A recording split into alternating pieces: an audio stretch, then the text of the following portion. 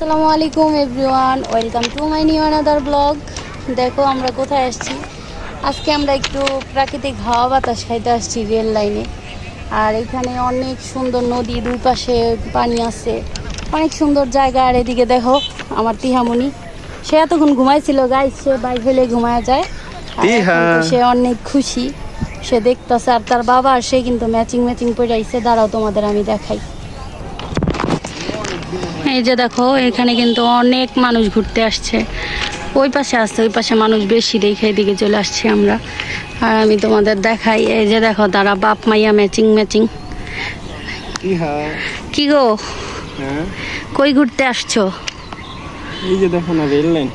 কেমন লাগতেছে এই জায়গায় এসে? ভালোই, কিন্তু পকেটে টাকা নেই তো এই কারণে একটু। গাইস 40 টাকার ক্যাশ, 40 টাকা নিয়ে যে কেউ ঘুরতে আসে, এটা 40 টাকার চ্যালেঞ্জ ভিডিও। 40 টাকায় ঘুরতে আইছি, কোনো খাওয়া নাই কিছু নাই, শুধু ঘুরবো। তারপরও শখের তোলা 80 টাকা আমরা ঘুরতেছি।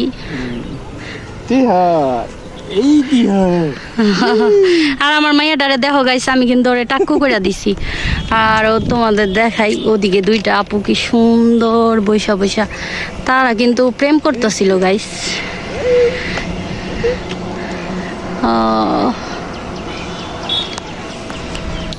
গাইস আমি কিন্তু বৈশা পড়ছি, আমার হইছে অনেক গরম লাগতেছে, একটু বাতাস খাইতেছি। উপরে আকাশটা দেখতে অনেক ভালো লাগতেছে।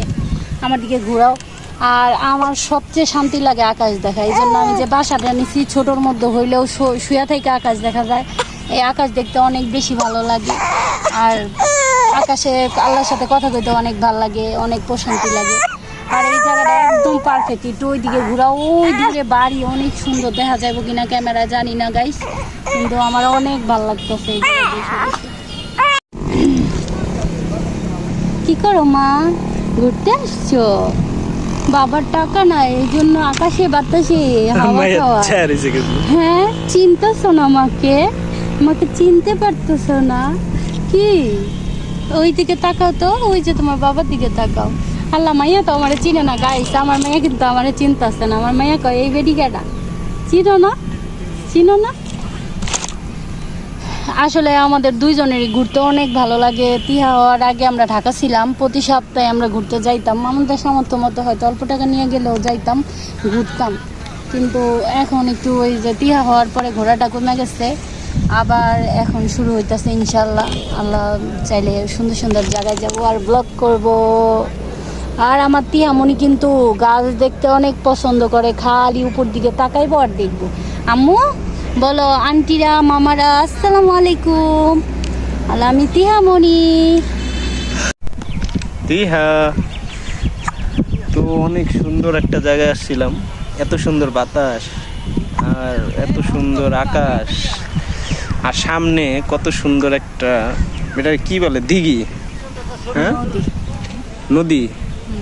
এই যে কত সুন্দর বাতাস, সামনে কলা গাছ, এই জায়গায় একটা দিঘির মতো।